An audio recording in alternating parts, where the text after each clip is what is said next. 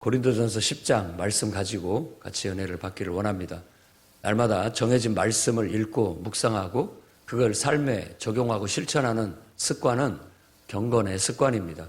예수 믿는 사람은 매일 정해진 말씀을 읽고 묵상하면서 영의 양식으로 삼고 그것을 삶 속에 우려내서 그 말씀이 삶 속에 적용될 수 있도록 그렇게 노력하면서 살아가는 겁니다. 그게 어쩌면 우리의 신앙생활에 아주 도움이 되는 습관이고, 가만 보면은 내가 습관을 실천하는 것 같지만 습관이 나를 이렇게 붙들어 가는 경우도 있습니다. 그래서 좋은 습관 들여야 됩니다. 너무 밤늦게 자서 아침에 일어나지 못하는 것도 안 좋고, 적당한 시간에 딱 자서 딱 정해진 시간에 일어나고 또 정해진 시간에 기도하고 말씀 보고 그리고 또 정해진 시간에 밥 먹고 정해진 시간에 활동하는 그 습관이 단순하고 재미없어 보이지만 그게 훨씬 더 우리 몸과 마음을 건강하게 하고 더 많은 걸 성취할 수 있는 그런 기회를 줍니다. 그러니까 좋은 습관을 들이도록 여러분도 힘쓰시기 바랍니다. 오늘 말씀은 이제 우리가 9장에서 읽었던 그 끝부분을 보면 이해를 할 수가 있습니다. 너희가 도리어 버림을 당할까 두려워한다 라고 그렇게 내가 버림을 당할까 두려워한다. 내가 복음을 들었는데 내가 복음을 전하는 자가 되었고 그랬는데 도리어 내가 버림을 당할까 염려가 된다. 이 버림을 당한다라는 말은 구원을 잃어버린다라는 말이고, 또 복음이 우리에게 주는 건 구원이고 하나님의 자녀가 되는 거고 또 영생을 주는 거고 또 하나님 나라를 우리에게 유산으로 주는 건데, 버림을 당한다는 건 이걸 다 잊어버린다는, 다 놓쳐버린다는 뜻입니다. 그러면서 내가 도리어 버림당할까 두렵다라고 말하면서 그 이유를 한 예를 들어서 설명합니다. 너희가 우리 조상들이 한 것을 알 것이다. 그러니까 조상들이 했던 일을 끌어와서 그 이야기를 통해서 우리도 그 똑같은 전철을 밟아서는 안 된다라는 것을 얘기하고 있는 겁니다. 모세를 통해서 이스라엘 백성들이 나와서 홍해를 건너고 구름과 바다에서 그들이 침례를 받았다. 이렇게 얘기하고, 또 신령한 음식을 먹고 신령한 음료를 받았다. 이 신령한이라는 단어는 영적이라는 뜻입니다. 영적인 음식과 영적인 음료를 마셨다. 그것이 다 반석인 예수 그리스도로부터 나온 것이다. 그러면 모세가 광야에 이스라엘 백성을 홍해를 건너서 끌고 갔던 그 이야기하고 지금 우리가 예수 믿고 세례 받고 성령 받고 하나님 말씀대로 살아가는 삶하고 이렇게 겹쳐가지고 지금 얘기를 하는 겁니다. 그걸 오버랩 시킨다고 이렇게 얘기하는 거죠. 빗대어서. 모세가 이스라엘을 끌고 나와가지고 바다를 통과시키는 게 마치 우리가 세례받은 것과 같아요. 이 홍해를 건너버리니까 더 이상 바로의 군대들이 쫓아오지 못해요. 바로는 사탄을 상징한다면 사탄이 그의 졸개들을 보내가지고 우리를 끝까지 붙잡으려고 했는데, 우리가 세례를 받아버리니까 홍해를 건너버리니까 더 이상 우리를 쫓아오지 못하고 붙잡지 못한다라는, 이 여러분이 예수님을 믿는 믿음을 고백하면서 예수님과 함께 죽는다는 의미로 십자가에 못 박히는 그 의미로 침례, 세례를 받으면 여러분은 하나님의 소속이 딱 돼가지고 마귀가 더 이상 손을 뻗치지를 못하는 거예요. 그게 세례, 침례의 의미입니다. 그러니까 확실한 거예요. 여러분, 나 예수 믿어요 라고만 말하지 말고 확실하게 나는 예수 믿는 사람이라는 표징을 내가 침례 받겠습니다, 세례 받겠습니다, 나는 이제부터 모든 사람 앞에 나는 예수 믿는 사람이라고 고백합니다. 그리고 예수 믿는 사람이라는 긍지와 자부심을 갖고 당당하게 내세우면서 살아가겠습니다가 바로 세례, 침례를 받는 의미예요. 여러분이 믿음의 고백이 분명하고 나도 확실하게 결단하고 예수 믿기로 했다면 여러분도 세례를 받으십시오. 그러면 하나님께서 성령을 충만하게 부어주세요. 시내산에 하나님이 강림하신 것처럼 하나님께서 강림하심으로 인해서 하나님은 이스라엘 백성들을 돌보기 시작하는데 만나를 내려주시고 또 반석에서 물을 주시고 때때로 메추라기 때를 주시기도 하고 이렇게 하시면서 그걸 먹이셨는데 이걸 갖다가 신령한 음식과 신령한 음료, 물에 비유를 하고 있어요. 그러니까 우리가 예수 믿고 성령 받게 되면 성령이 우리에게 감동하셔서 공급하시는 여러 가지 은사, 은혜들이 이 영적인 음식 같아요. 성령 안에서 기록된 말씀을 보면 그 말씀이 내게 영의 양식이 돼요. 성령 안에서 기도하고 정말 나가게 되면 우리 배에서 생수의 강이 흘러넘치는 것처럼 이 생명수가 흘러넘치는 그런 은혜를 경험하게 되는 겁니다. 다 은유적인 표현이지만 실제로 우리가 예수 믿고 기도하고 예배하고 찬송하면서 경험하는 바를 그런 은유를 통해서 우리에게 설명해 주고 있는 거예요. 그러니까 여러분들도 예수 믿고 정말 확실하게 믿음 고백해서 세상과는 탁 끊고 이제 하나님의 은혜 속에서 하나님 다스림 속에서 살아가는 삶을 살되 하나님이 공급하시는 힘으로 사는 것 같고 하나님이 공급하시는 지혜로 사는 것 같고 하나님이 공급하시는 그 힘과 능력으로 사는 것처럼 살아가십시오. 새 세계가 열리게 될 거고 새로운 삶이 펼쳐지게 될 겁니다. 그런데 그때 당시도 하나님께서 다수를 기뻐하지 않으셨다라고 그렇게 얘기하는데 그들이 광야에서 다 멸망당했다라고 그렇게 얘기합니다. 그러니까 하나님은 무조건 숫자 많은 걸 좋아하지 않는다라는 거예요. 다수를 기뻐하지 않는다는 것은 많은 사람이 하나님을 섬기는 걸 기뻐하지 않는다는 것이 아니라 아무리 다수라 할지라도 하나님의 말씀대로 순종하지 않고 영적인 삶을 살지 않는다면 하나님 기뻐하시지 않는다라는 거예요. 민주주의는 다수결에 의해서 가잖아요. 근데 하나님의 나라는 다수가 그렇게 주장을 하고 말한다 할지라도 그거 하나님 뜻이 아니다. 오직 소수라 할지라도 하나님 말씀대로 순종하고 소수라 할지라도 하나님 안에서 성령의 인도함을 따라 살아가는 그 몇 사람을 하나님은 오히려 더 기뻐하신다라고 그렇게 얘기합니다. 광야의 연단을 통해서 정말 변화되지 못하고 영적인 삶으로 온전히 순종하지 못하고 하나님 말씀대로 순종하지 못하는 사람들을 마치 광야에서 이렇게 걸러내신 것처럼 묘사를 하고 있는 겁니다.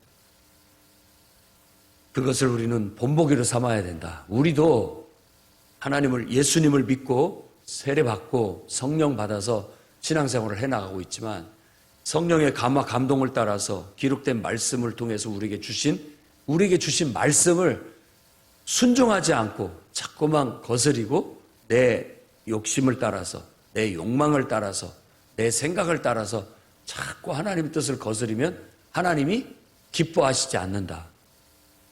성령이 감화 감동해서 내게 어떤 감동을 딱 주시면 그것을 받아가지고 즉시 실천하고 행동하는 그런 모습을 보여야 되는데 그 감동을 무시하고 내게 주신 마음을 무시하고 내게 주신 하나님의 생각을 무시하게 되면 이것들이 하나님이 기뻐하시지 않게 된다.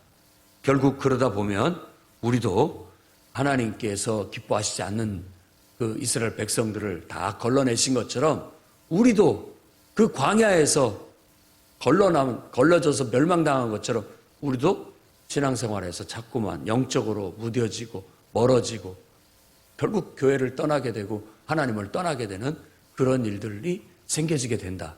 그러니까 조심해라. 12절 말씀에 같이 한번 읽어볼까요? 사람이 그런즉 선줄로 생각하는 자는 넘어질까 조심하라. 선줄로 생각하는 자는 여러분이 아세요.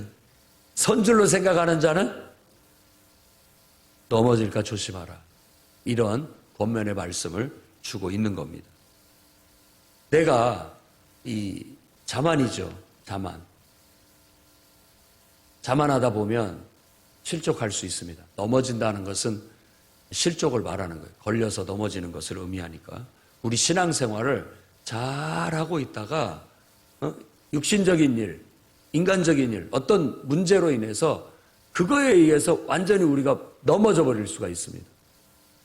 신앙생활, 기도도 못하게 되고 예배의 은혜를 못 받게 되고 결국은 교회 생활이 은혜 가운데 이루어지지 못하고 자꾸만 인간적인 생각만 들고 부정적인 것만 느껴지고 결국 하나님을 떠날 수밖에 없고 시험에 들 수밖에 없다라는 걸 말하는 거예요. 이 시험이라고 그렇게 얘기를 하는데 사람이 감당할 시험밖에 하나님 너희가 당한 것이 없다라고 그렇게 얘기하는데 이 사람이 감당할 시험밖에는 당할 것이 없다라고 그렇게 얘기하는데 이건 조금 원어를 보면은 다른 해석이 가능합니다. 그러니까 뭐냐면 사람이 속하는 것 외에 시험이 너희를 잡지 않는다. 이런 직역을 하면 그래요. 말이 어렵죠. 사람이 속하는 것 외에 시험이 너희를 붙잡지 않는다. 시험이 내게 찾아오지 않는다. 어떤 경우? 결국은 우리가 시험이 나를 찾아오는 경우는 사람, 곧 인간적인 어떤 문제, 육신적인 어떤 문제 때문에 시험이 나를 붙잡게 되는 거예요. 내가 그 빌미를 주지 않게 된다면 시험에 빠지지 않는다라는 그런 의미가 되는 겁니다. 여러분이 은혜가 충만하고 영적인 분별력이 있으면 절대 시험에 빠지지 않습니다. 빠질 일이 없어요. 그런데 내가 영적인 사람이고 성령 받은 사람이고 은혜가 충만한 사람인데 어느 순간 은혜를 잃어버리고 성령 충만함이 내게서 무뎌지게 됐을 때 나도 모르게 찾아오는 인간적인 생각과 육신적인 밀려옴이 결국은 나를 붙잡는 거예요.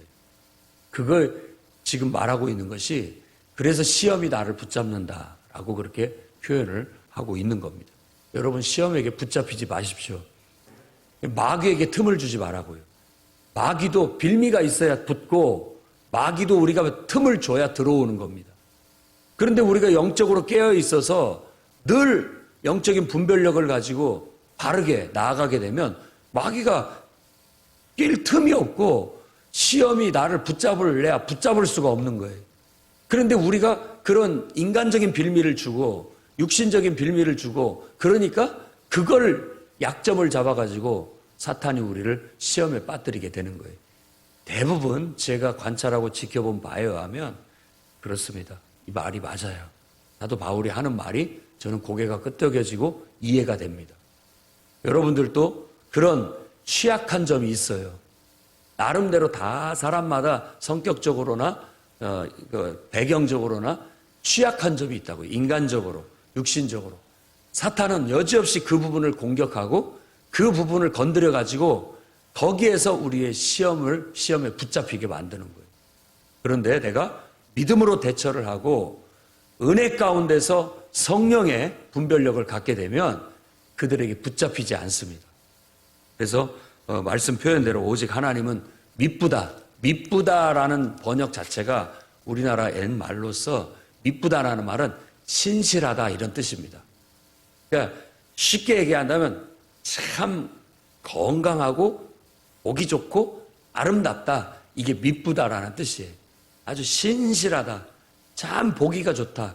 건강해 보이고 활력이 넘쳐 보이고 힘이 있어 보이고. 그러니까 우리 하나님은 그런 분이에요. 그러니까 여러분 하나님을 믿으면 아름다워지고 하나님을 믿으면 힘차지고 하나님을 믿으면 활기차져야 되는 거예요. 이게 푹 죽어있지 않습니다. 기도할 때도 고개 들고 하십시오. 우리가 땅을 보고 기도하시기보다는 하나님을 보고 기도한다는 마음으로 이렇게 하는 게 좋습니다. 태도에 따라서 우리 생각이 지배돼요. 이렇게 내가 어깨 축 늘어뜨리면 자꾸 부정적인 생각이나 우울한 생각이 들지만 당당하게 이렇게 펴면 오히려 더 긍정적으로 생각하게 되고 힘있게 생각하게 되는 거예요. 기도를 할 때 그렇게 딱 고개를 들고 기도하시고 이 손을 하나님 앞에 펴고 기도하시고 하나님의 은혜를 향해서 하나님을 향해 찬양한다는 마음으로 그렇게 하시고 졸리면 일어나서 기도하시고 또 더 적극적으로 기도하는 그런 태도를 가져야 됩니다. 그럴 때 하나님의 계시가 임하고 내 마음속에서 뭔가 새로운 깨달음이 오고 느낌이 오는 거예요. 자꾸 이렇게 눌리면 그냥 부정적인 생각에 지배당할 수 있어요. 어떻게 보면 그런 것들도 마귀가 이 시험이 우리를 붙잡아 버리는 결과를 가지게 되는 거죠. 하나님은 여러분을 시험하지 않습니다. 여러분들이 인간적인 것과 육신적인 취약함이 결국 시험에 붙들리게 되는 요소가 되는 거예요. 하지만 하나님께서도 말하자면은 따지고 본다면 만일 그것이 다 모든 게 하나님의 주권 아래에 있기 때문에 그것도 하나님께서 주시는 시험이라면은 여러분 하나님을 믿는 믿음으로 그 문제를 얼마든지 이길 수 있게 해주신다. 하나님 그래서 너희가 감당하지 못할 시험을 허락하지 않는다. 이 말은 감당할 수 있다라는 뜻이잖아요. 다 하나님은 감당할 수 있게 해주신다는 거예요.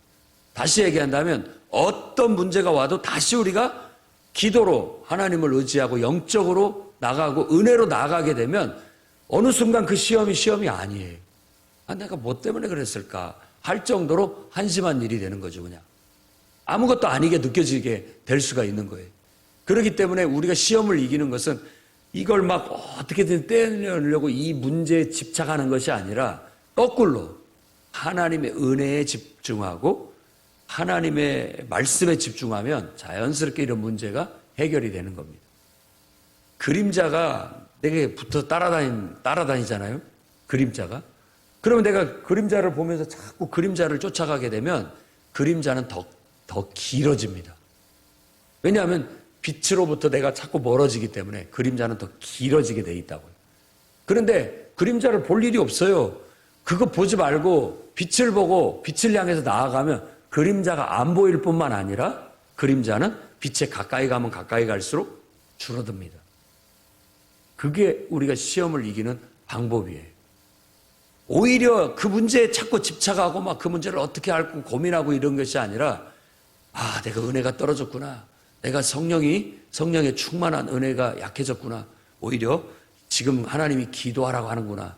내가 더 하나님을 의지하라고 하는구나. 라는 그런 하나님의 사인으로 받아들이고 기도에 집중하고 하나님 말씀에 집중해서 이렇게 평상시 생각해도 늘 하나님의 은혜가 떠오르고 하나님이 생각나야지 사람이 생각나고 사람이 한 말이 생각나고 인간이 보이고 이러면은 인생이 우울합니다.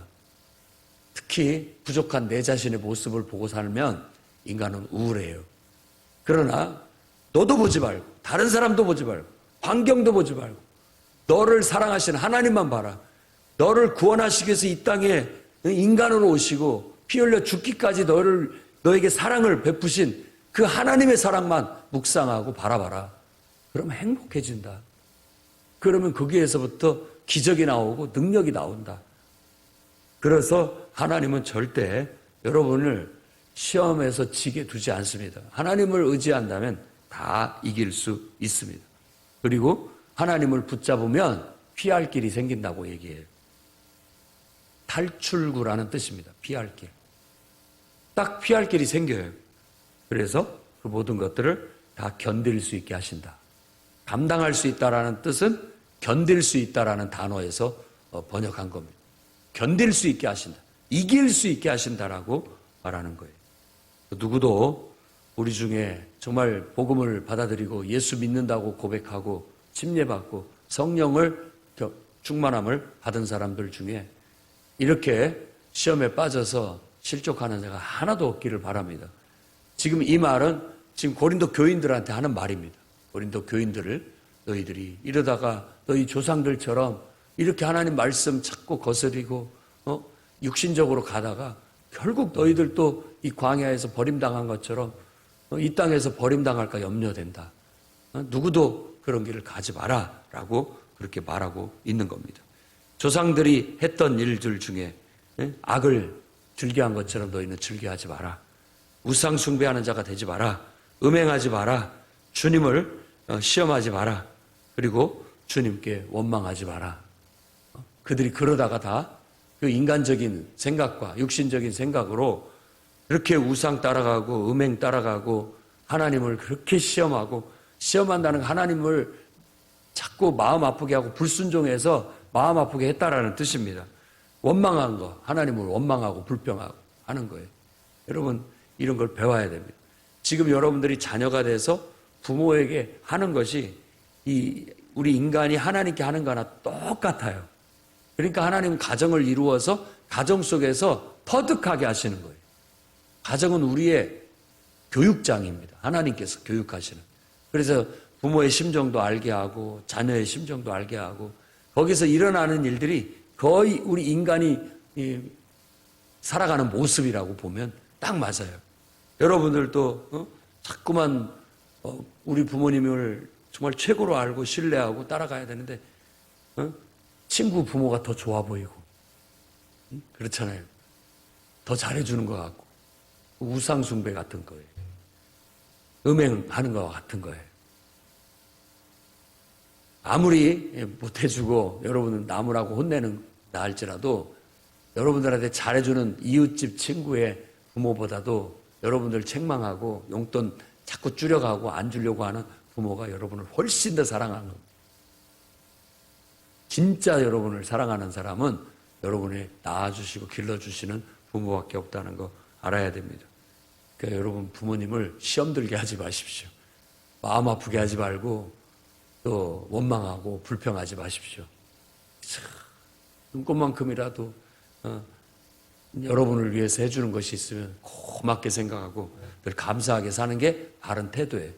그와 같이 똑같이 하나님께도 그렇게 해야 된다라는 거예요. 근데 별것도 아닌 인간적이고 육신적인 걸로 인해서 자꾸만 하나님께로부터 멀어지고 기도를 못하게 되고 은혜를 잃어버리고 예배를 멀리하고 하나님 말씀을 순종하지 못하니까 마음이 아픈 거죠. 하나님 마음이 아픈 거예요. 그들을 하나님께서 멸망시키고 내쫓는다 이런 의미도 그렇게라도 해야 깨우칠 것 같아서 하나님이 하시는, 저는 그게 사랑으로 느껴지지 하나님의 분노나 진노로만 느껴지지 않습니다. 그렇게라도 해서 깨우치고자 하는 하나님 아버지의 마음이 느껴진다 이 말입니다. 그러니까 서로 상처 주고 서로 마음 아프게 하는 일이 없도록 우리가 사랑 안에서 행할 수 있기를 바랍니다. 15절부터는 이제 다시 그 앞에서 주장을 했던 우상의 재물을 먹는 문제로 다시 돌아옵니다. 그래서 우상 숭배하는 일을 피하라 라고 하면서 너희들 또 지혜가 있다면 한번 스스로 판단해 봐라. 자, 우리가 성찬에 참여하는 것이 예수님의 살을 먹고 예수님의 피를 먹는다는 의미로 그의 살과 피를 먹고 마시는데, 그럼으로써 우리는 예수 그리스도의 지체로 예수 그리스도의 몸으로 하나가 됨을 상징하고 의미한다. 그게 바로 성찬을 먹는 의미다. 그러니까 우리의 드려지는 예배는 지금 성찬식을 이렇게 떡을 주고 뭐 잔을 마시고 하지 않다 할지라도 여러분 우리의 예배 요소 속에는 영적으로 예수 그리스도의 죽음, 예수 그리스도의 십자가의 은혜를 기본으로 깔고 그 은혜를 먹고 마시는 게 예배입니다. 그러니까 나는 지금 예수 그리스도의 희생, 십자가의 피, 십자가의 희생을 은혜로 내가 받아들여서 내가 먹고 마시는 거예요. 그게 예배예요. 날마다 예배를 드리면서 예수 그리스도께서 나를 위해서 희생하신 은혜를 내 속에 받아들여서 그 은혜로 살아가는 것처럼 살아가는 것이 예배의 의미예요. 그런데 만일 어떤 우상을 섬기는 제의에 참석을 해가지고 거기서 그 제의에 참석해서 그 우상의 재물을 먹는다면 똑같은 거다.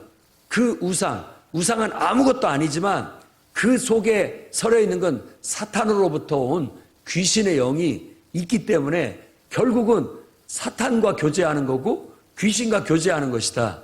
이렇게 지금 논증을 펴고 있는 겁니다. 그러니까 여러분이 지금 본질적인 얘기를 하는 거죠. 우상숭배 하지 마라. 그리고 아무리 나는 아무것도 아니라고 생각하지만 대놓고 우상 섬기는 데 가가지고 어울리고 같이 거기에서 교제하면서 그 우상의 재물을 먹는 건 하지 마라. 하지만 그 모든 고린도에서 팔고 있는 지금 고기가 다 마치 우리 그 돼지머리 놓고 고사 지내고 나서 장사 시작하듯이 다 그 고기들이 그런 식의 제의를 거친 다음에 시장에 나와서 팔고 있는데, 만일 그것을 판다면 묻지 말고 사서 먹어라. 꼬치꼬치 따지지 말고, 이 단어가 그런 뜻이, 묻지 말고가 꼬치꼬치 따지지 말고 그냥 고기라고 보고 갖다 사다가 먹어라. 만일 안 믿는 사람이 너희를 초대해서 고기를 대접하는데, 대접을 하면 아무것도 묻지 말고 그냥 먹어라. 그런데 그 대접하는 사람이, 근데 이거 우상에게 제사 드리고 온 음식인데 예수 믿는 사람인데 먹어도 됩니까? 라고 하면 숟가락 놔라. 먹지 마라. 그 사람한테 그렇게 판단받으면서 그런 말을 들으면서 먹을 이유가 없다. 그러면 먹지 마라. 라고 그렇게 얘기하는 거예요. 그래서 다른 사람의 양심에게 내가 판단을 받을 필요, 정죄받을 필요는 없지 않느냐 이거. 정죄받으면서까지 먹을 이유는 없다. 당신이 그렇게 말씀하신다면 저는 먹지 않겠습니다. 하고 그렇게 하는 것이 바람직하다고 지금 교육을 하고 있는 겁니다. 어떻게 주의 잔과 귀신의 잔이 함께 할 수 있겠느냐. 이렇게 순수하게 그냥 대접을 하는 거라면 묻지 말고 먹지만, 그런 의미로서 나를 살짝 이렇게 떠보고 그걸로 인해서 나를 판단하려고 하고 정죄하려고 한다면 하지 말아야죠. 안 하는 게 낫습니다. 그런 일들이 여러 가지가 있을 수 있어요. 여러 가지 삶에 이런 원리로 우리가 분별하고 따져야 하는 일들이 몇 가지 있다고요. 나는 해도 괜찮다고 생각하는데 누군가가 예수 믿는 사람이 해도 되나? 라고 하면 하지 말아야 되는 거. 그러면 나는 하지 않겠다. 라고 그렇게 얘기할 수 있어야 되겠죠. 그래서 원론적으로 얘기합니다. 23절부터 끝절까지. 모든 것이 가능하다. 하지만 다 유익한 거 아니다. 모든 것이 가능하다. 그런데 모든 것이 다 덕을 세우는 거 아니다. 이 덕을 세운다라는 것은 집을 세운다는 단어로서 내 인격을 세우고 내 신앙을 세우고 교회를 세우는데 쓰여지는 용어입니다.